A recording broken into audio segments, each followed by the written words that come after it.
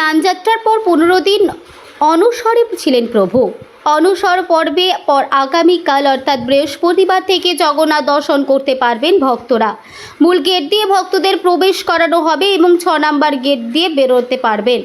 বৃহস্পতিবার সকালে হবে নেত্র উৎসব, বিকেলে হবে ঋষি পুজো।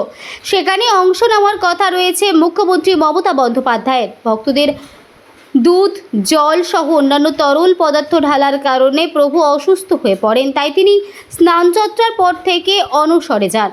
সুস্থ করার জন্য ওষুধের পাশাপাশি ভুরিভোজ খাওয়ানো হয় না। 15 দিন পর আগামীকালই সুস্থ হয়ে উঠবেন, তাই সকাল থেকেই প্রভুর জন্য বিশেষ আয়োজন। প্রভুকে নতুন করে রং করা, নতুন সাজে সাজানো হবে। এদিন প্রভুকে সকাল সকাল ঘুম থেকে তুলে দাঁত মাজানো, নতুন করে সাজিয়ে তোলা হবে। সকাল 7টার সময় পূজার্চনার পর টিফিন খাওয়ানো হবে, তারপর চলবে পূজার্চনা। বহুদিন পর প্রভু খাবেন, তাই 56 ভোগের আয়োজন জমকালোভাবে করা হবে। 50 জন বিদেশি এসেছেন, তারা নিজের হাতে প্রভুর পছন্দ মতো বেশ কিছুটা খাবারও বানাবে।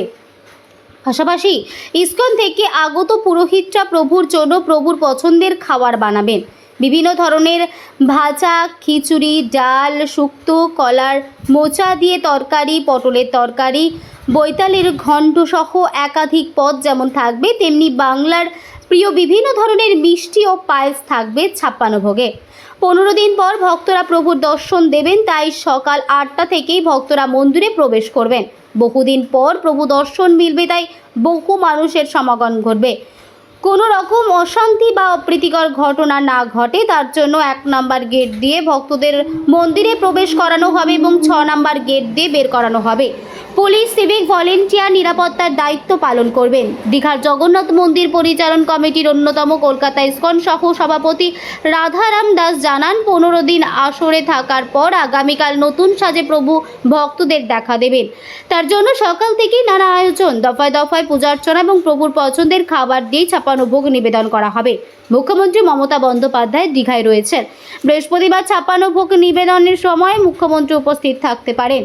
প্রভুকে ভোগ নিবেদনের পর দুপুরে নিদ্রা দেবেন। বিকেলে নিদ্রা থেকে উঠলে রথের রশি পুজো সহ রথের আচার অনুষ্ঠান পালন করা হবে। রশি পুজো আচার অনুষ্ঠানের পর সন্ধ্যে 3টে রথকে মন্দিরের ভেতর থেকে মন্দিরের সামনে নিয়ে আসা হবে, আর সেখানেই থাকবে বলরাম, সুভদ্রা ও প্রভু জগন্নাথের রথ।